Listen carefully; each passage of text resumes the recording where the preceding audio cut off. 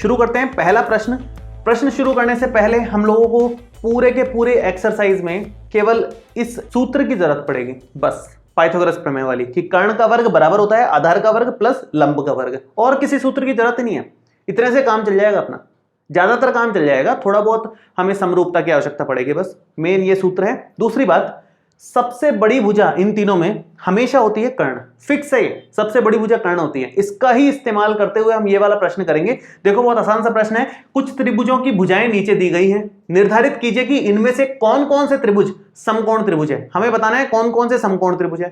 तो जिस त्रिभुज में ये सेटिस्फाई कर जाए, ये बात साबित हो जाए, वो त्रिभुज समकोण त्रिभुज होते हैं। पाइथागोरस प्रमेय के विलोम में हमने ये सीखा था कि अगर किसी त्रिभुज में एक भुजा का वर्ग बाकी की दो भुजाओं के वर्गों के योग के बराबर आ जाता है तो वो समकोण त्रिभुज बन जाएगा। तो हम यही काम करके देखेंगे, जो सबसे बड़ी भुजा है उसका वर्ग अलग से निकाल लेंगे कर्ण समझते हुए उसको एक बार के लिए, और बाकी की जो दो भुजाएं हैं उनका वर्ग अलग से निकाल करके जोड़ेंगे।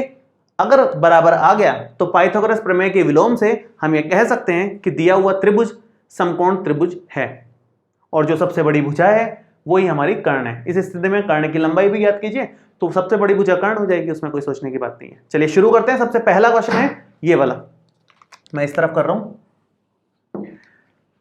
फर्स्ट नंबर में आप लोग सबसे पहले तो 25 का वर्ग कर लो, सबसे बड़ी तो यही है जो कि 625 आता है। उसके बाद 7 का वर्ग और 24 का वर्ग कर लो। 7 का वर्ग होता है 49, 24 का वर्ग होता है 576, दोनों का टोटल आएगा 625 के बराबर। दोनों ही 625 आ रहे हैं, दोनों के दोनों 625 आ रहे हैं। इसका मतलब आप कह सकते हो कि अतः पाइथागोरस प्रमेय के विलोम से हम ये कह सकते हैं दिया गया त्रिभुज समकोण त्रिभुज है। ठीक है, समकोण त्रिभुज है तो कर्ण की लंबाई कितनी हो जाएगी, जो सबसे बड़ी भुजा है वही कर्ण है 25। तो ऐसे पहचानना है कि समकोण है कि नहीं है, बस इतना सा काम करना है। जैसे सेकंड वाले में मैं बताऊं आपको, तो सेकंड वाले में सबसे बड़ी भुजा कौन सी दिख रही है, 8। तो 8 का वर्ग आप अलग से कर लो जो कि होगा 64।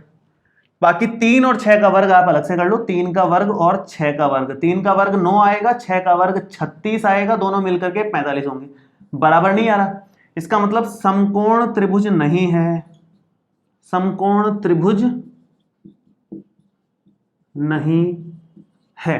बस इतनी सी बात है, जिसमें है उसमें कर्ण की लंबाई बता दो, नहीं है तो बस छोड़ दो उसको, इतना ही काम करना है। आगे अगर बात करें बाकी के दोनों की, तो थर्ड पार्ट जो है इसका, उसमें सबसे बड़ी भुजा हमारे को 100 दिख रही है, तो 100 का वर्ग आप अलग से निकाल लो जो कि आ जाएगा 10,000 के बराबर।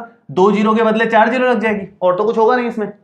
आगे इन दोनों का वर्ग करना है तो 50 का वर्ग करोगे और 80 का वर्ग करोगे और देखोगे कितना आ रहा है। 50 का वर्ग आता है 2500 के बराबर और 80 का वर्ग आता है 6400 के बराबर। दोनों का अगर आप टोटल करते हो तो देखिए टोटल कितना आएगा, 2 जीरो से 2 जीरो ये टोटल मिल जाएगी, 4 और 5 9 हो जाएंगे, 6 और 2 8 हो जाएंगे। ये आ रहा है और ये 10,000 आ रहा है, दोनों बराबर नहीं है, अतः त्रिभुज समकोण त्रिभुज नहीं है।